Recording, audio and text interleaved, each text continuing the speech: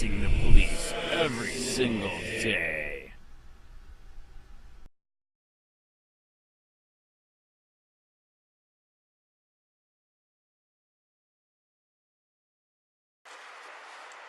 Hey. Wake up, man. Wake up. You good? Hey. Hey. Wake up. Oh, my fucking wrist. Ow.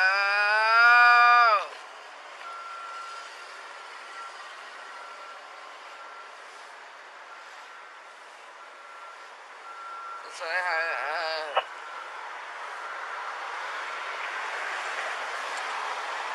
Hey.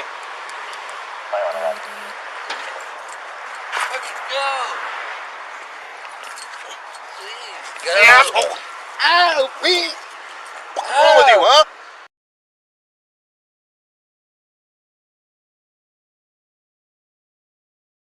Cop found guilty after video showed him walk up to sleeping boy, punch him in the face. The way the officer handled it was completely unprofessional, the father said. To assault a minor that is clearly asleep. By Matt Agarist, February 8, 2019.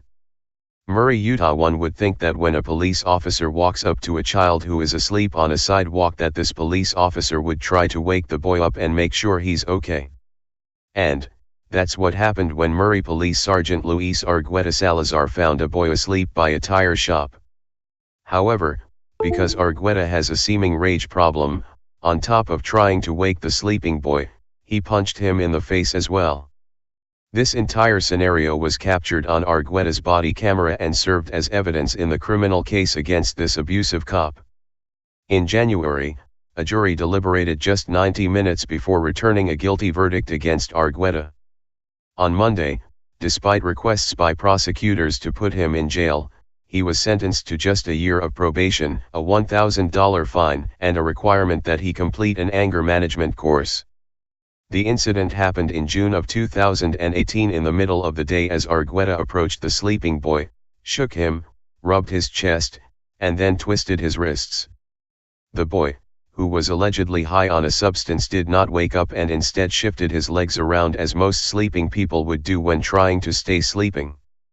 "Wake up," says the officer as he slaps the kid in the face, rubs his sternum and applies pain techniques to his wrists. "Get the F out of here, please," the teen slurs. "Please go."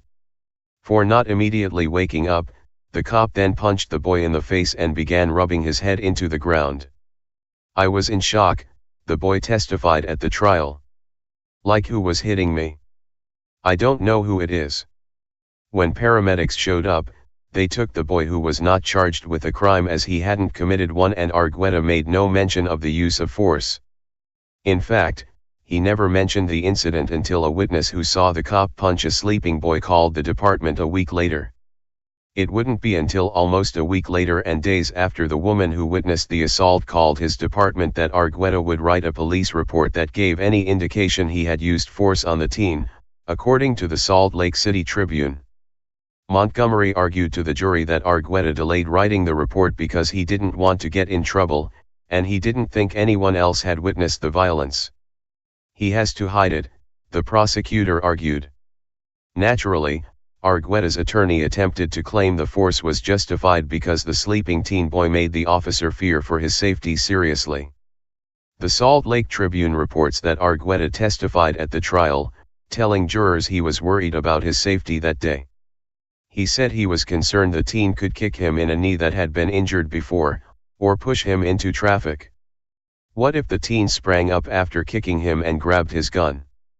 "I didn't know what kind of person I was dealing with," the sergeant testified, "whether he was more agile than me."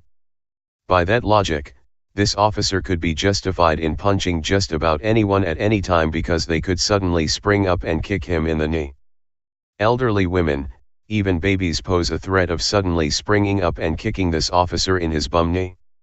Luckily, the jury didn't buy the whole "I feared for my life because the unarmed teen boy who was sleeping posed a significant threat" line, and they convicted Argueta of misdemeanor assault. After the trial, the prosecutor minced no words when he called this 25-year veteran cop a bully with a badge and a gun. Argueta punched an innocent, essentially defenseless kid in the face because he's got a gun and a badge, prosecutor Ed Montgomery argued to jurors at the trial. He is a bully cop with an anger management problem. After hearing the violent cop's insultingly weak sentence, the boy's father, who is not identified to protect the minor's identity, spoke out, pointing out the obvious. He should be held to a higher standard, the father said, because he should be enforcing the law. Indeed, as TFTP reports on a regular basis, when police betray the authority trusted in them by the public, they should receive harsher sentences than the average citizen, as they have violated that trust and stabbed the citizens in the back whom they ostensibly serve.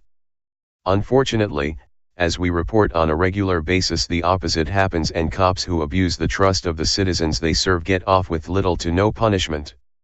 The way the officer handled it was completely unprofessional, the father said. To assault a minor that is clearly asleep. Agreed. Spread the love. Hey Sheriff County, this is Sheriff County COPWATCH. I am using any video here with under fair use if you have criticism, reporting, teaching, etc. And please donate. I do not make money from YouTube, and there are different ways to donate in the video links. Thanks.